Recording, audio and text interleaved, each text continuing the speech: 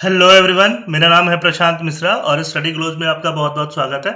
आज हम देखने जा रहे हैं G7 नेशंस के बारे में। G7 नेशंस ने रिसेंटली एक अनाउंसमेंट लिया है जिसमें बिग मल्टीनेशनल कंपनी जो है, फेसबुक हो गया, ट्विटर हो गया, अमेजॉन हो गया, इन कंपनीज से कैसे पूरा पूरा टैक्स वसूल किया जाए, क्योंकि ये कंपनीज टैक्स का अवॉइडेंस बहुत ज्यादा करती हैं, टैक्स बचाती बहुत ज्यादा है, कमाती बहुत है, बट टैक्स बहुत कम पे करती हैं। तो इन सब चीजों से कैसे निपटा जाए, इस पे जो G7 कंट्रीज है उन्होंने एक अग्रीमेंट साइन किया है। ठीक है, पहले थोड़ा G7 कंट्रीज के बारे में देख लेते हैं। G7 countries advanced economies of the world है। जो 7 एडवांस्ड इकोनॉमीज हैं, US, Canada, United kingdom, France, Italy, Germany and Japan. तो ये 7 कंट्रीज मिलकर G7 कंट्रीज कहलाती हैं। यूपीएससी सिविल सर्विसेज एग्जाम में, जनरली प्रीलिम्स में ऑर्गेनाइजेशंस के बारे में काफी पूछा जाता है। लास्ट ईयर G20 के बारे में पूछा गया था। तो आप जितने भी ऑर्गेनाइजेशंस हैं उनको हमेशा अच्छे से ध्यान से देखना, क्योंकि उनमें से कभी भी कहीं भी क्वेश्चन आ सकता है। नेक्स्ट देखते हैं, अभी जो मीटिंग हुई थी फाइनेंस मिनिस्टर्स की लंदन में, वहां पे उन्होंने अग्रीमेंट साइन किया कि टैक्स अवॉइडेंस को कैसे काउंटर किया जा सके। तो जो भी अग्रीमेंट साइन हुए उसमें एक agreement global minimum corporate tax rate को लेके था। Global minimum corporate tax rate क्या है? अलग अलग कंट्री, जैसे यूएस में मान लो 20% का कॉर्पोरेट टैक्स रेट है, सिंगापुर में मान लो 6% का टैक्स रेट है। ये एग्जांपल मैं जस्ट बोलने के लिए दे रहा हूँ, सही नहीं है। किसी और कंट्रीज में मान लो 3% का टैक्स रेट है। तो ऑब्वियसली जहां पे टैक्स रेट कम होगा वहां पे इन्वेस्टमेंट ज्यादा जाएगा, कंपनी ज्यादा अट्रैक्ट करेंगे कि वहां पे जाके हम लोग इन्वेस्ट करें। तो वो इन्वेस्टमेंट की अंडर कटिंग को रोकने के लिए ऐसा एक global minimum corporate tax rate बनाने की बात चल रही है। ये पहला डिसीजन क्या लिया गया? The first decision that has been ratified is to force multinational to pay taxes where they operate. अब बड़ी मल्टीनेशनल कंपनीज की प्रॉब्लम क्या है? जैसे फेसबुक, ट्विटर, इनकी प्रॉब्लम क्या है कि जैसे ऑपरेट कर रही है इंडिया में, ऑपरेट कर रही है यूएसए में, बट अपना एक बड़ा सा ऑफिस, छोटा सा ऑफिस बना लेंगी केमन आइलैंड जैसी जगह पे, छोटे से नेशन पे। वहां पे क्या करेंगी? वहां पे दिखाएंगे कि उनका मैक्सिमम बिजनेस वहीं से होता है, और वहां पे क्योंकि टैक्स रेट क्या है, काफी कम है, तो उनका टैक्स काफी बच जाता है। तो अब प्लानिंग यही है कि इन बड़ी कंपनीज को फोर्स किया जा सके कि वहां पे टैक्स पे करें जहां से वो क्या करती हैं, ऑपरेट करती हैं। और साथ साथ एक 15% का minimum common tax rate, corporate tax बनाने की बात चल रही है कि सारे कंट्रीज का ओवरऑल टैक्स रेट मिनिमम 15% हो, जिससे कम किसी का ना हो। किसी का 15 है, उससे ज्यादा कोई कर सकता है, बट किसी का कम नहीं हो। कम होने से क्या होता है? यही वाली वापस प्रॉब्लम होती है जो हमने आगे डिस्कस किया। ठीक है, और आगे देखते हैं, जुलाई में जो भी G20 कंट्रीज हैं उनके finance minister and central bank governor की मीटिंग होने वाली है, जिसमें यह मुद्दा आगे उठाया जाएगा कि ग्लोबल मिनिमम कॉर्पोरेट टैक्स को कैसे इम्प्लीमेंट वगैरह किया जा सके। अब बात यह आती है कि वाई द मिनिमम रेट, ये मिनिमम रेट क्यों किया जा रहा है? तो मिनिमम रेट इसलिए किया जा रहा है कि 30 ईयर का रेस टू द बॉटम है। हर कंट्री ये चाह रही थी कि मैं मिनिमम से मिनिमम टैक्स रेट रखूं। टैक्स रेट कम रखने से क्या होगा? बड़ी मल्टीनेशनल कंपनीज वहां अट्रैक्ट होंगी, वहां पे इन्वेस्टमेंट करेंगी। ठीक है, तो इस चीज को रोकने के लिए, रेस टू बॉटम रोकने के लिए, एक मिनिमम टैक्स रेट बनाने की कोशिश की जा रही है। Who are the targets? Target कौन कौन से कंपनीज हैं? तो टारगेट कंपनी वही big multinational companies, Apple, Alphabet जो गूगल वगैरह का है, एंड फेसबुक। ठीक है, साथ में नाइकी एंड स्टारबक्स, ये कंपनीज क्या है? टारगेट कंपनीज है, जिनको टारगेट किया जा रहा है कि इनसे पूरी तरह से टैक्स की वसूली जो है वो की जा सके।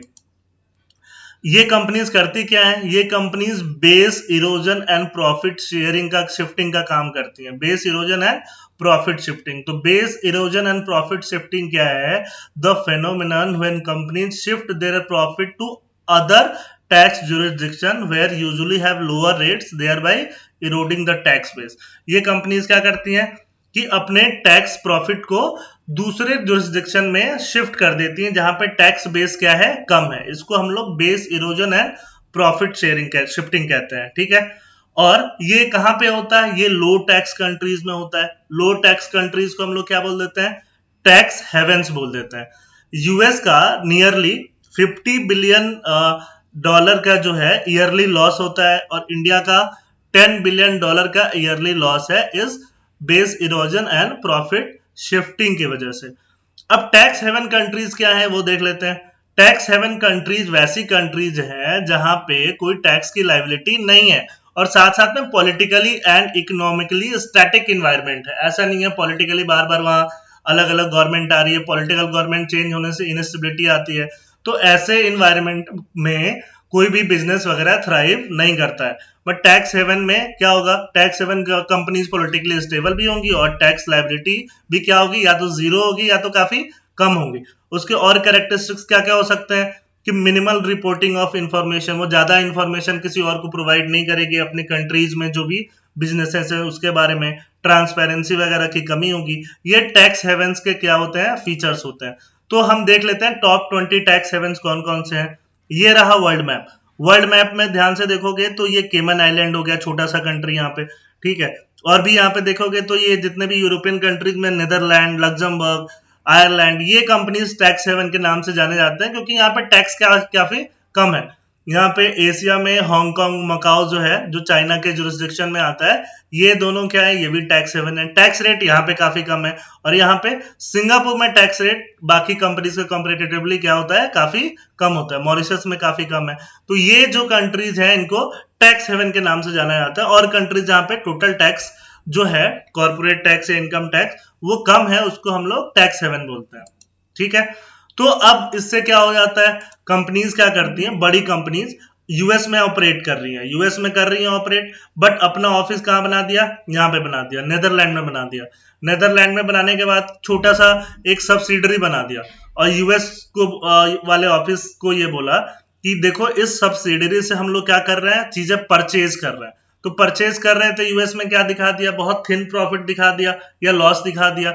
और यहां से परचेज हो रहा है तो यहाँ हैवी प्रॉफिट यहाँ दिखा दिया। तो यहाँ अगर हैवी प्रॉफिट हो गया तो यहाँ पे तो टैक्स रेट कम है या जीरो है, ठीक है। तो टैक्स रेट कम होने की वजह से जो टोटल प्रॉफिट का बहुत कम पोर्शन ही वो लोग टैक्स में देते हैं, पहली चीज। और दूसरी चीज, टैक्स में वहां पैसा नहीं जा रहा है जहां पे वो ऑपरेट कर रही है, जहां पे वो बिजनेस कर रही है। तो ये दोनों चीजों को रोकने के लिए ही ये पॉलिसी जो है G7 कंट्रीज अंडरटेक करने की सोच रही है। अब देखो ये इकोनॉमिक टाइम्स का आर्टिकल है कि India wants fair share of $100 billion global taxes from Google और फेसबुक। कि गूगल फेसबुक ने इन्हीं base erosion profit sharing method से क्या किया, $100 बिलियन जो है, जो इंडिया का फेयर शेयर ऑफ टैक्स बनता था वो इंडिया को नहीं दिया। तो इंडिया वो चाहता है, ठीक है। आगे हम देख लेते हैं कि लास्ट ईयर जो है 2020 में पैंडेमिक की वजह से बिजनेसेस को काफी लॉस हुआ, बट ऑब्वियसली अमेजोन की डिलीवरी, जो होम डिलीवरी, वो काफी बढ़ गई।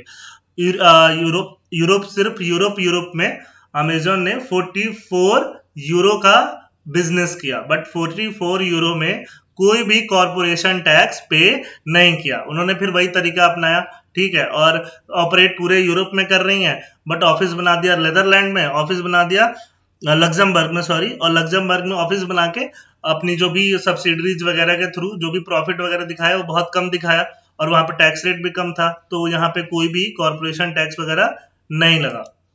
आगे देख लेते हैं what are the problems with the plan. अभी जो ये प्लान बन रहा है कि कॉर्पोरेट टैक्स रेट जो होना चाहिए वो एक मिनिमम कॉमन होना चाहिए, उसमें प्रॉब्लम क्या है? तो प्रॉब्लम ये है कि हर एक कंट्री एक सॉवरेन कंट्री है, उनका अपना अपना राइट है टैक्स रेट डिसाइड करने का। तो उन सबको एक सतह पे लाना कि सारे कंट्रीज एक मिनिमम टैक्स रेट के लिए मान जाए, ये सबसे बड़ी प्रॉब्लम है। दूसरी प्रॉब्लम ये है कि जब इकोनॉमिक क्राइसिस आती है, जैसे कि लास्ट ईयर से इकोनॉमिक क्राइसिस में ही कंट्रीज हैं, तो जो छोटी कंट्रीज हैं उन छोटी कंट्रीज के पास फिस्कल स्टिमुलस बहुत ज्यादा नहीं है, बहुत पैसा नहीं है कि पैसा खर्च करके वो इकोनॉमी सुधार लेंगे। वो लोग क्या करेंगे, वो लोग टैक्स रेट में कम करेंगे, टैक्स रेट में कम करके बिजनेसों को बढ़ावा दे सकते हैं। तो अगर एक ग्लोबल मिनिमम टैक्स रेट कर दिया जाएगा तो उन कंपनीज की जो वो स्वायत्ता है, सॉवरेनिटी है, वो क्या हो जाएगी, छिन जाएगी। और ऐसे मौके पे जब उनको वाकई जरूरत होगी थोड़ा टैक्स रेट कम करके इन्वेस्टमेंट को अट्रैक्ट करें, वो कर नहीं पाएंगे। तो ये प्लान्स के साथ जो है वो बेसिक प्रॉब्लम है। इंडिया का स्टैंड क्या है? डोमेस्टिक कंपनीज के लिए इंडिया का जो इफेक्टिव टैक्स रेट है वो 25.17% के अराउंड है। चाइना और साउथ कोरिया का आप देखोगे तो वो भी 25% अराउंड है। मलेशिया का 24, वियतनाम का 20, थाईलैंड का 20, सिंगापुर का 17%। जो सबसे कम इसमें है किसका है? सिंगापुर का है, ठीक है। Average 23% rate in Asian countries, average जो एशियन कंट्रीज का टैक्स रेट है वो 23% है, तो इंडिया का भी नियर अराउंड 25% आसपास ही होवर कर रहा है। द इकोनॉमिक डिवीजन इंडिया का क्या करेगा, प्रो एंड कॉन्स को एनालाइज करेगा और एनालाइज करके देखेगा अभी जो स्टैंड लिया जा रहा है G7 का वो इंडिया के कितने प्रॉफिट में है, ऐसा एक सीनियर गवर्नमेंट ऑफिसर ने बोला है। तो ये पूरा रिलेटेड आर्टिकल हो गया जो आपको इंटरनेशनल रिलेशन और इकोनॉमिक्स की एक मिक्स स्टोरी सुनाता है। ठीक है, तो आज के लेक्चर में बस इतना ही। थैंक यू, जय हिंद। जाते जाते सब्सक्राइब कर देना।